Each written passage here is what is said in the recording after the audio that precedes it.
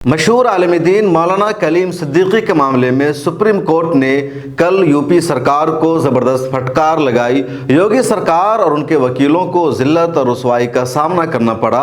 Supreme court के जजेस ने मौलाना कलीम सिद्दीकी के खिलाफ लगाए गए तमाम इल्ज़ामात का सबूत मांग लिया और कहा, आप जो कुछ इल्ज़ाम लगा रहे हैं मौलाना कलीम सिद्दीकी के खिलाफ वो सही है, उनकी कोई हैसियत नहीं है। अगर आपके दावे में, आपके इल्ज़ाम में सच्चाई है तो पॉइंट टू पॉइंट सबूत पेश कीजिए। और इसी से यूपी सरकार को कहीं ना कहीं रुसवाई का सामना करना पड़ा। अगली सुनवाई होगी अब 5 सितंबर को। क्या है पूरा मामला वो इस वीडियो में हम जानेंगे। मशहूर आलिम दीन और मुबल्लिग मौलाना कलीम सिद्दीकी को सितंबर 2021 में यूपी एटीएस ने गिरफ्तार कर लिया था। उन पर इल्ज़ाम लगाया गया था धर्म परिवर्तन का, लोगों का मजहब तब्दील कराने का, हिंदुओं को मुसलमान बनाने का। यह भी इल्ज़ाम लगाया गया कि बाहर के मुल्कों से इनकी फंडिंग होती है और ये पैसे का लालच देकर हिंदुओं को मुसलमान बनाते हैं। आगे इल्ज़ामात की लंबी फहरिस्त लगाई गई।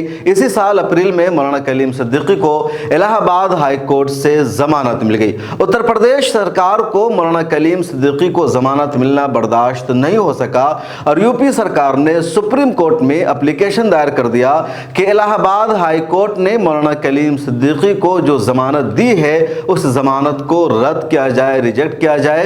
इलाहाबाद कोर्ट में भी यूपी सरकार ने, एटीएस ने पूरी कोशिश की कि मौलाना कलीम सिद्दीकी को जमानत ना मिल सके, लेकिन जजेस ने ईमानदारी से काम लिया और इंसाफ को कायम करते हुए मौलाना कलीम सिद्दीकी को जमानत दी, जो अप्रैल में ही जमानत मिली थी और उसके काफ़ी दिनों बाद उनकी जेल से रिहाई हुई। बहुत सारी शर्तों के साथ मौलाना कलीम सिद्दीकी को जमानत दी गई थी, जिसमें शामिल है कि वो यूपी नहीं जा सकते हैं, मीडिया से बातचीत नहीं कर सकते हैं और इन तमाम शर्तों पर मौलाना कलीम सिद्दीकी अमल कर रहे हैं। इसके बाद सुप्रीम कोर्ट में यूपी की योगी आदित्यनाथ सरकार ने अपील दायर की कि मौलाना कलीम सिद्दीकी की जमानत को रद्द कर दिया जाए और जमानत रद्द करने की जो दलील पेश की, जो वजह बताई यूपी सरकार के वकील एडिशनल एडवोकेट जनरल गरिमा प्रसाद ने, उसको जरा साफ सुनिए। पहली बात यह कही गई कि इलाहाबाद हाई कोर्ट ने मौलाना कलीम सिद्दीकी को जमानत देकर गलती की है। दूसरी दलील इनकी तरफ से दी गई कि मौलाना कलीम सिद्दीकी को एक शरीक मुलजिम को मिलने वाली जमानत की बुनियाद पर जमानत मिली है, जो सही नहीं है। दोनों में जमीन आसमान का फर्क है। इसको और तफसील से समझिए कि पिछले दिनों इसी मामला में इरफान नाम के एक शख्स को जमानत मिली। अब यूपी सरकार का कहना है कि इरफान की गिरफ्तारी मौलाना कलीम सिद्दीकी के केस में हुई थी। कलीदी मुलजिम मौलाना कलीम सिद्दीकी थे, लेकिन इलाहाबाद हाई कोर्ट ने इरफान को जो जमानत दी थी उसी ग्राउंड पर, उसी बुनियाद पर मौलाना कलीम सिद्दीकी को भी जमानत देने का फैसला किया, जो सही नहीं है, क्योंकि इस मामला में मौलाना कलीम सिद्दीकी कलीदी मुलजिम है और कलीदी मुलजिम को, बुनियादी मुलजिम को किसी शरीक मुलजिम की जमानत की वजह से जमानत नहीं दी जा सकती है, उसकी बुनियाद नहीं बन सकती है।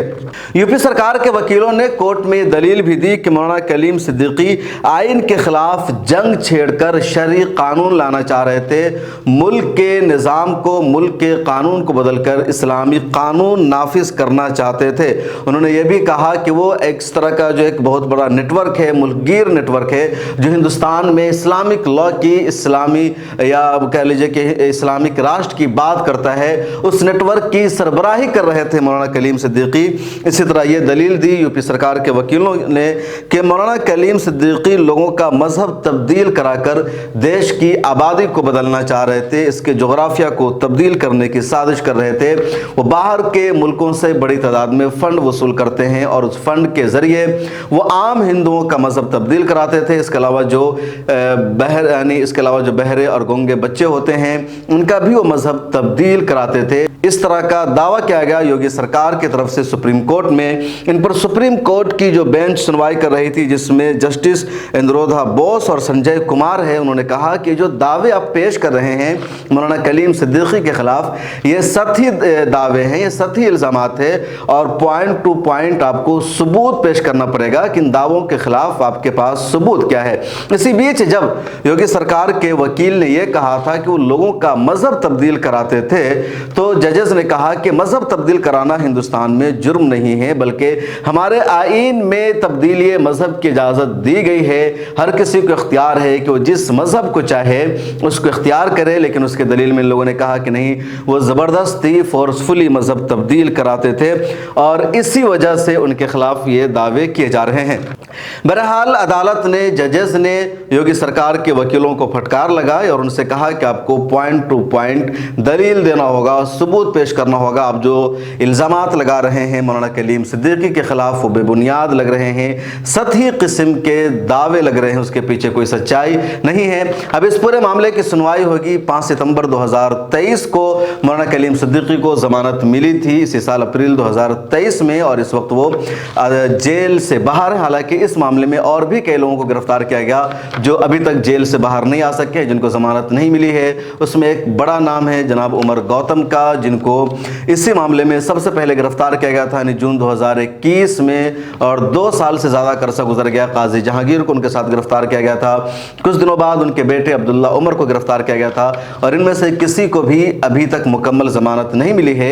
1-2 केसेस में उमर गौतम साहब को, इसी तरीके से उनके बेटे अब्दुल्ला उमर को ज़मानत मिली है, लेकिन मुकम्मल जो केसेस हैं धर्म परिवर्तन के अलावा हवाला का, ईडी का, इस तरह के केसेस में ज़मानत नहीं मिल सकी, जिसकी वजह से उमर गौतम साहब और अब्दुल्ला उमर अभी तक जेल से बाहर नहीं आ सके हैं। मेरे साथ इस वीडियो में इतना ही। कमेंट सेक्शन में अपनी राय लिखिएगा और सोशल मीडिया के सभी प्लेटफॉर्म पर हमें सपोर्ट कीजिए। मिल्लत टाइम्स को आपकी ज़रूरत है, हमारी आप माली मदद करें।